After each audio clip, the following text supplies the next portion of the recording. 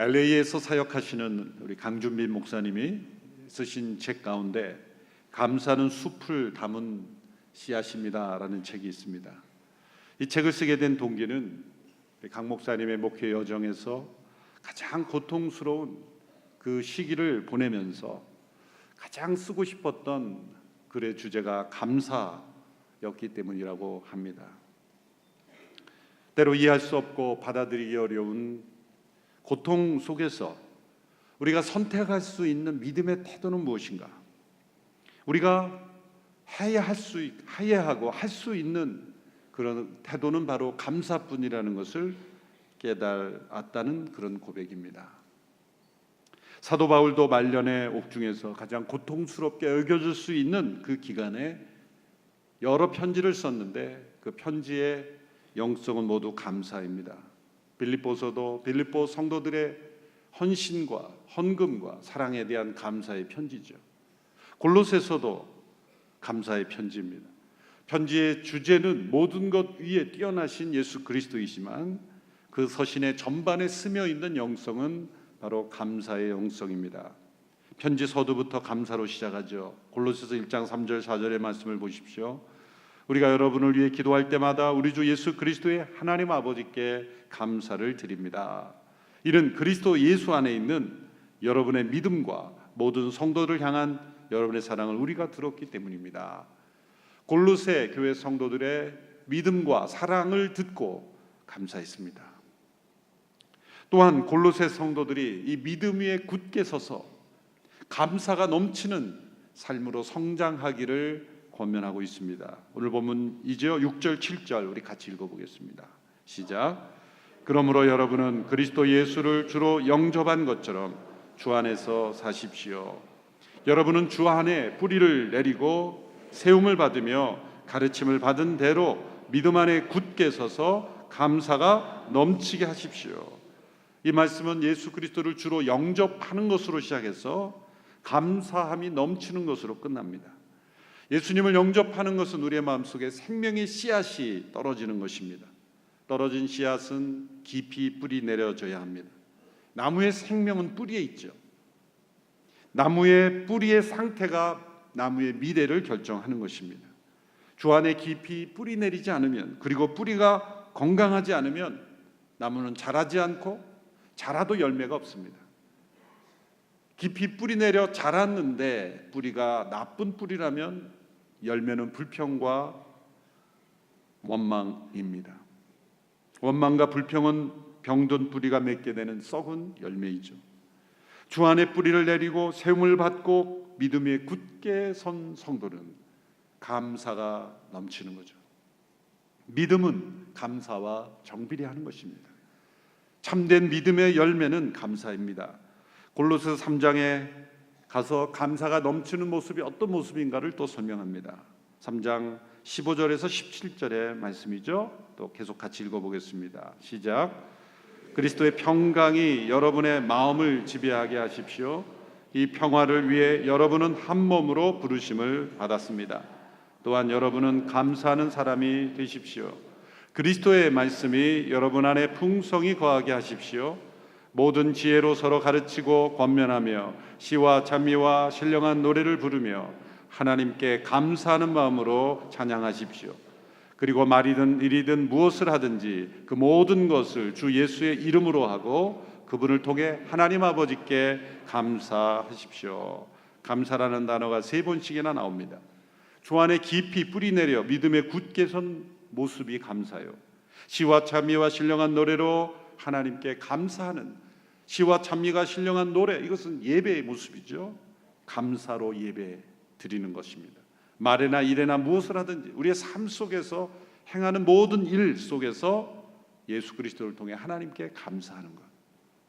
지난주 영적 전쟁을 위한 하나님의 전신갑주에서 믿음의 방패를 살펴보았습니다. 믿음은 하나님의 선물이죠. 오늘 추수감사 주일이지만 지난주 믿음의 방패의 연이어서 두 번째라고 생각하셔도 좋겠습니다. 믿음은 하나님의 선물입니다. 믿음은 나로부터 시작하지 않고 믿음의 대상으로부터 시작하고 믿음의 대상에 의하여 결정된다고 말씀드렸습니다. 우리 믿음이 견고할 수 있는 것은 우리의 믿음의 대상이신 그분께서 신실하시기 때문입니다. 그분의 성품과 행하심이 변함이 없으시기 때문입니다. 그리고 그 내 안에 생겨난 그 믿음은 시험을 통해서 점점 견고해지고 성장합니다.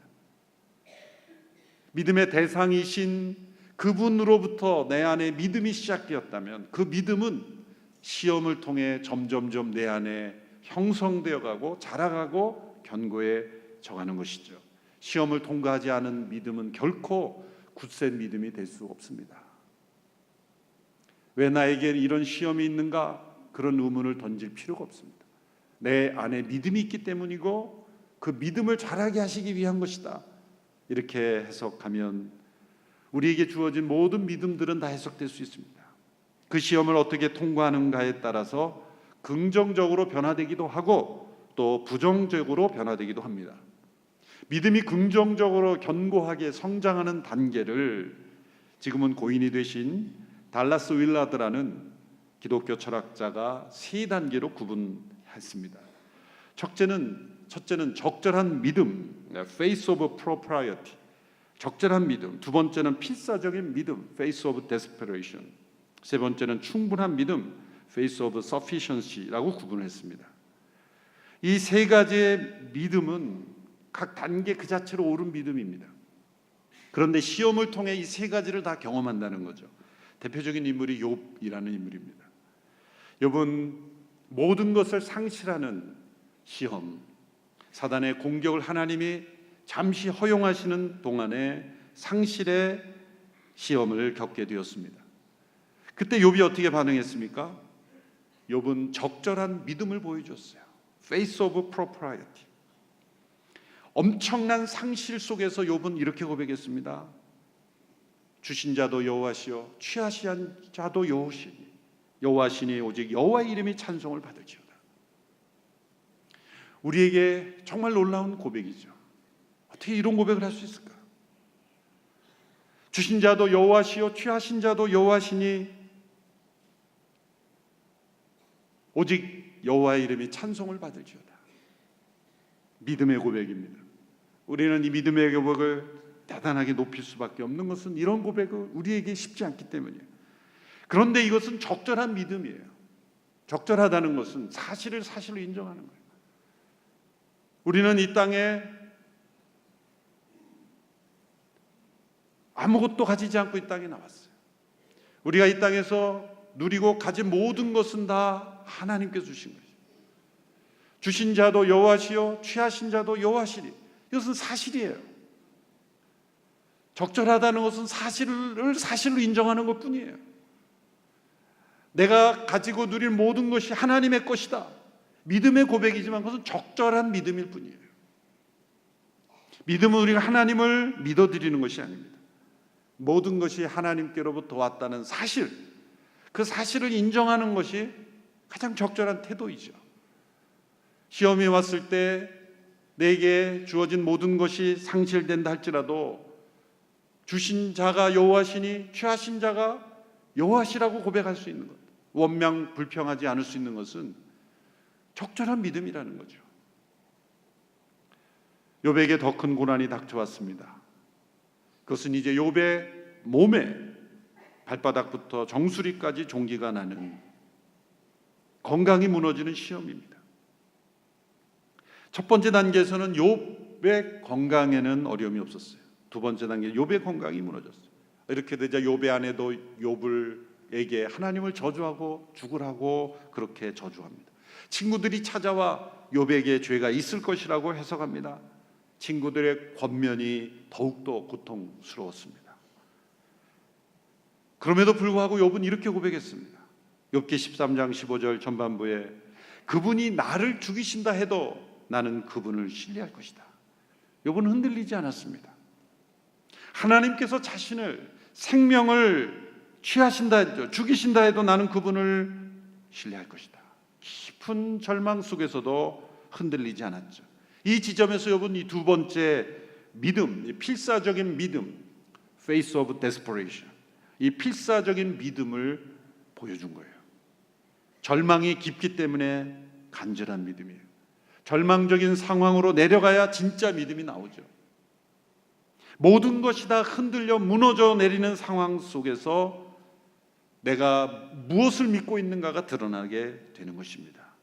하나님께서 우리의 믿음을 훈련하실 때 반드시 이런 믿음을 시험하시기 위해서 내가 믿을 수 있고 믿고 있는 모든 것을 흔드시는, 무너뜨리시는, 때로는 건강마저 무너뜨리시는 시험을 주시는 거죠.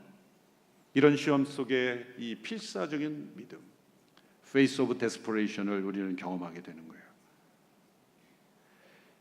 욥이 적절한 믿음도 보였어요.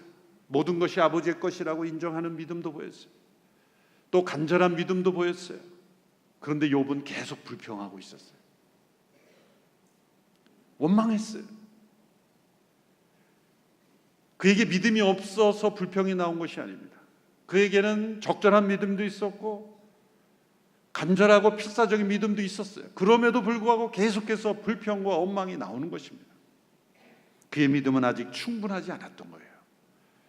그래서 그에게 계속 믿음의 시험이 계속되었던 것입니다. 하나님은 우리에게 충분한 믿음, 이 세 번째 단계, Face of Sufficiency, 세 번째 믿음을 요구하시죠. 그냥 버티고 견디는 믿음이 아니라 마땅히 인정한 사실을 사실대로 인정하는 믿음이 아니라 깊은 절망 속에서도 하나님을 붙잡는 믿음 정도가 아니라 충분한 믿음으로 감사가 넘치는 믿음으로 우리를 인도하기를 원하십니다. 충분한 믿음의 증거는 바로 감사이기 때문이죠. 하나님께서 욥에게 나타나셨어요. 폭풍 속에서 나타나셨어요. 그의 고난의 이유를 하나도 설명하지 않으시고 내가 세상을 창조할 때 너 거기에 있었느냐부터 시작하십니다. 욥이 당하는 고난의 이유에 대해서는 한마디도 말씀하지 않으시고 하나님이 어떤 분이신지를 말씀하고 욥이 어떤 존재인지를 설명하십니다. 욥은 그때 이 세 번째 믿음을 경험합니다. 그리고 하나님 앞에 회개합니다. 42장 마지막 5절 6절에서 이렇게 고백하죠. 내가 주께 대하여 귀로 듣기만 하였사오나 이제는 눈으로 주를 배움나이다. 그러므로 내가 스스로 거두어두리고 티끌과 재 가운데서 회개하나이다. 그는 시선을 자신에게서 하나님께로 옮깁니다. 자신의 고통과 문제로부터 하나님을 바라보는 비전으로 옮겨졌습니다. 예전에는 내가 뭘 회개할 것이 있는가라고 생각할 정도로 의로운 삶을 살았지만 하나님의 의로움 앞에서 내가 얼마나 회개할 것이 여전히 많은 존재인가를 깨닫게 되었습니다. 그래서 이 세 번째 믿음의 단계로 들어가게 된 거예요. 충분한 믿음. 시편 23편 1절에서 다윗은 이 믿음을 이렇게 고백하죠. 여호와는 나의 목자시니 내가 부족함이 없으리로다. 그에게는 사망의 음침한 골짜기가 있었고 수많은 공격들이 있었지만 그는 내가 부족함이 없으리로다. 충분한 믿음의 고백입니다. 앞에 두 믿음을 다 경험해야 이 세 번째 믿음을 경험하는 것은 아닙니다.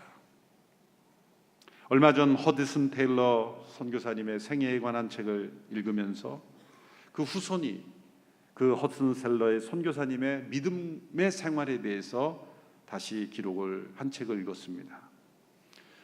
세계 선교 역사에 있어서 가장 위대한 선교사라고 말할 수 있는 분이죠.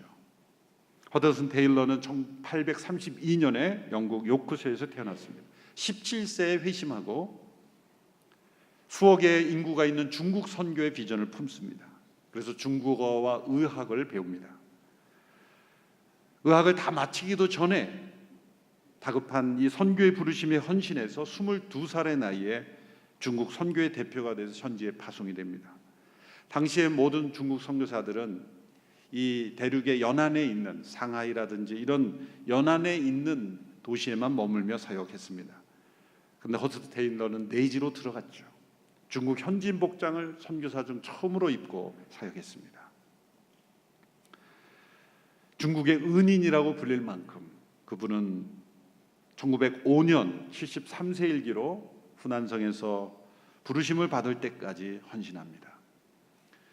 이분이 헌신한 이 중국 내지 선교회가 오늘날 OMF라고 하는 선교회로 이어지죠. 이 허드슨 테일러의 가장 중요한 선교 원칙이 믿음 선교입니다. 그것은 문자 그대로 모든 필요를 하나님 앞에 맡기는 겁니다. 도움 요청도 하지 않는 것입니다. 후원 요청 편지조차 쓰지 않는 것입니다. 나의 필요를 하나님께서 나를 보내셨다면 나의 필요를 하나님이 다 채워주실 것이다. 그 믿음으로 살아가는 거예요. 놀라운 기적의 공급하심이 계속됐죠. 어느 정도 이 믿음 사역에 철저했는가 하면 한 병원에서 이제 조수 의사로 일하는데 그 원장이 잘 잃어버리는 분이었나 봐요. 그래서 내가 잘 잊어버리니까 월급 때가 되면 꼭 나한테 말해야 된다. 안 그러면 너 월급 못 받는다.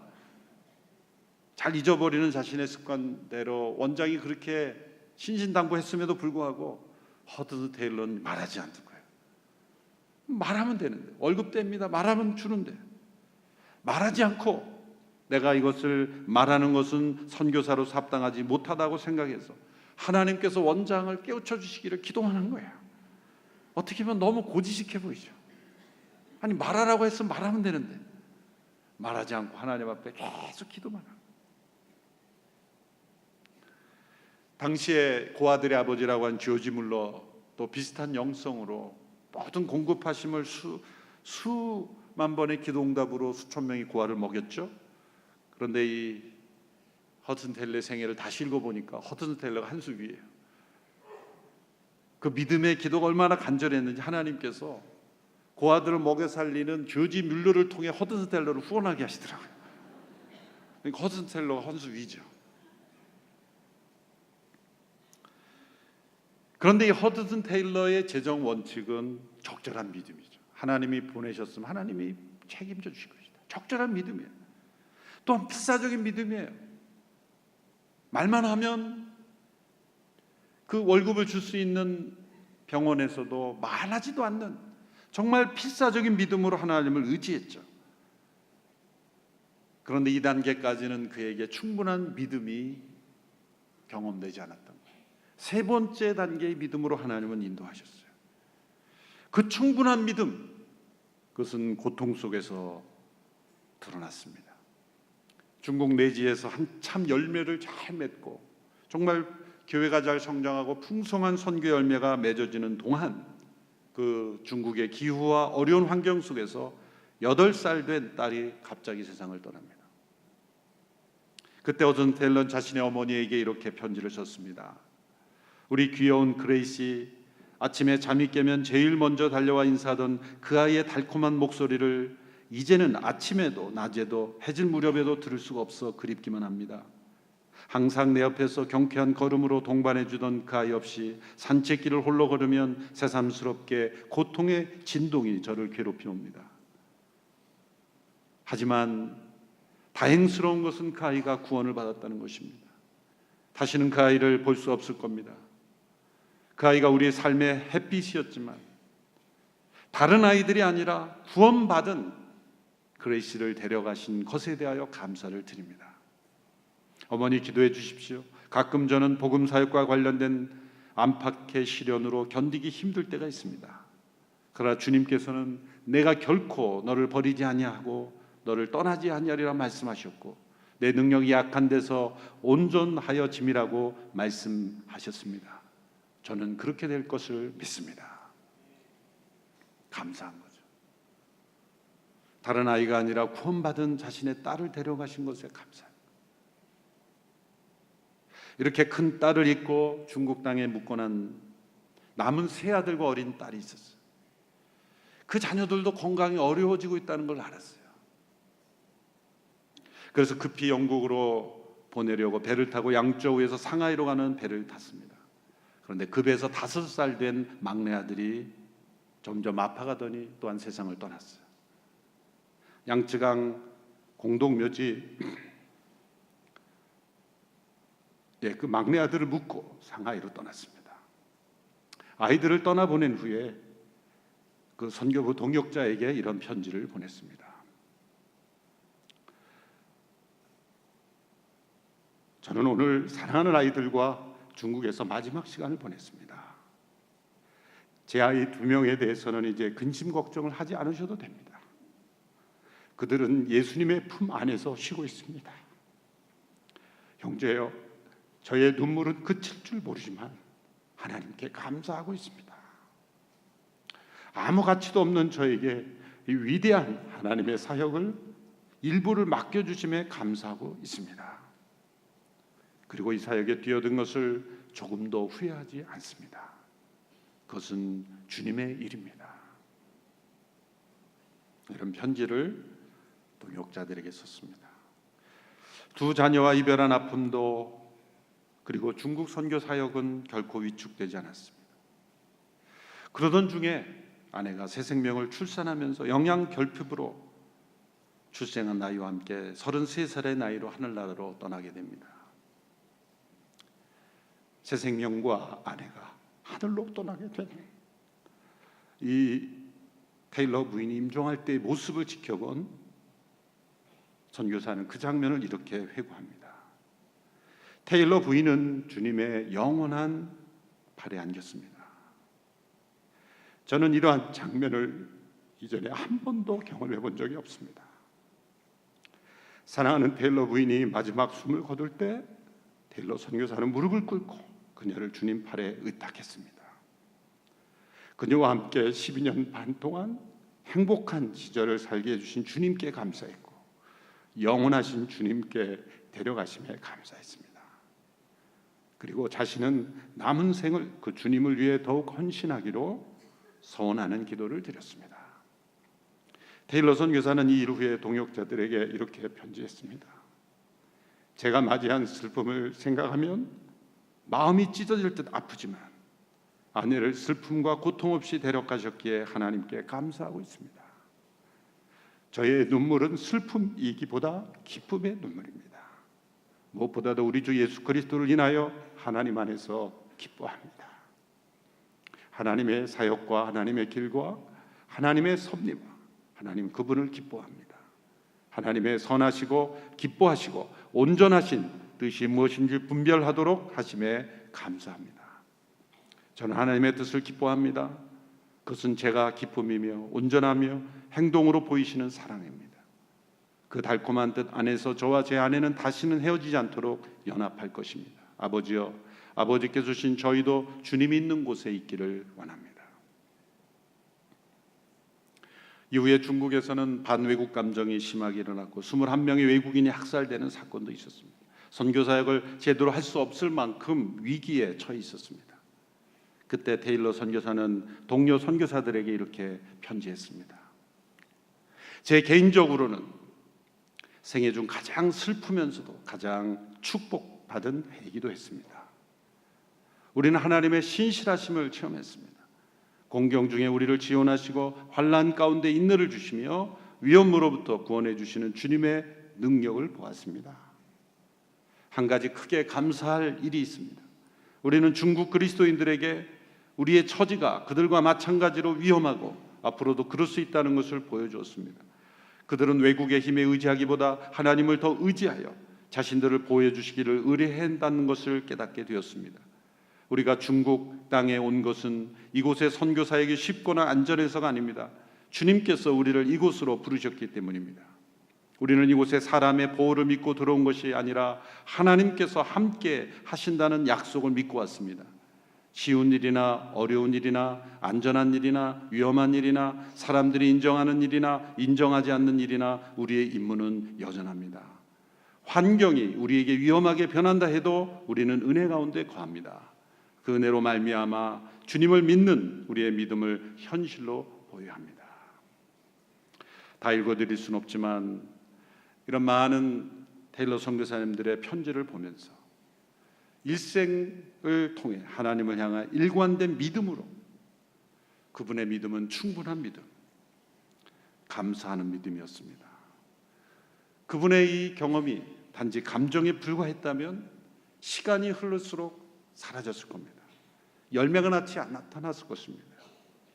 그런데 이 테일러 선교사의 믿음이 어떤 열매로 나타났습니까? 지금 전 세계에서 가장 많은 기독교인이 있는 나라는 중국입니다. 지금 시진핑 정부가 기독교인들을 탄압하고 교회를 폐쇄시키려고 하고 있지만 절대 불가능할 것입니다. 테일러 선교사님의 믿음의 선교, 고통 속에서도 감사했던 이 믿음의 영성이 계속 중국 그리스도인들에게 이어지고 있기 때문이죠. 믿음은 감사와 정비를 합니다. 믿음이 자랄수록, 견고할수록 감사가 넘치는 거죠. 믿음이 가진 자는 결코 서두르지 않습니다. 불평하지 않습니다. 그리고 부르신 그 자리에서 감사하며 주신 소명에 최선을 다합니다. 고통이 닥쳐올수록 이 충분한 믿음은 더 드러납니다. 고통은 우리의 믿음이 얼마나 충분한지 보여줄 뿐입니다. 믿음은 감사와 정비례 합니다. 다니엘은 자신에 대한 음모로 기도하면 죽을 수 있는 상황에서 감사했습니다. 사도 바울은 로마로 호송되는 중에 유라굴로 풍랑을 맞는 배 속에서 감사했습니다. 예수님은 잡히시던 밤에 감사하시고 제자들과 거룩한 만찬을 나누셨습니다. 오늘 본문 7절의 말씀, 여러분은 주 안에 뿌리를 내리고 세움을 받으며 가르침을 받은 대로 믿음 안에 굳게 서서 감사가 넘치게 하십시오. 우리의 믿음의 굳센 믿음, 적절한 믿음, 필사적인 믿음만이 아니라 충분한 믿음, 여호와는 나의 목자시니 내가 부족함이 없으리로다 고백하는 충분한 믿음으로 어떠한 시험과 고난 속에서도 우리의 믿음이 충분함으로 감사가 넘치는 열매 맺는 우리의 삶이 되기를 축원합니다. 범사에 감사라는 말씀은 실현 불가능한 명령이 아니라 믿음에 굳게 섰을 때 우리가 경험할 수 있는 믿음의 열매인 것입니다. 아까 불렀던 우리 감사의 이 찬양을 함께 부르기를 원합니다. 너무 귀한 가사의 고백이죠. 이 찬송을 우리의 기도로 하나님 앞에 올려드리며 함께 고백하게 되기를 원합니다.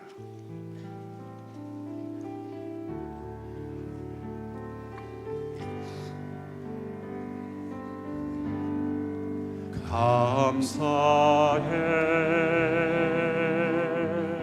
시험이 닥쳐올 때에 주께서 인도하시니 두려움 없네. 또 감사해 고통이 찾아올 때에 주께서 지켜주시니 승리하리라. 나의 모든 생활 속에서 나의 모든 생활 속에서 주님이 함께 하시니 주님의 성령 나를 인도하시니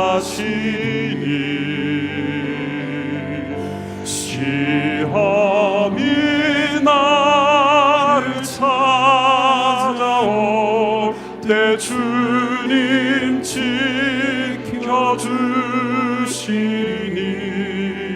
주님의 성령 나를 인도하시리. 나의 모든 생활 속에서 나의 모든 생활 속에서 주님이 함께 하시니 주님의 성령 나를 인도하시니 시험이 나를 찾아올 때 주님 지켜주시니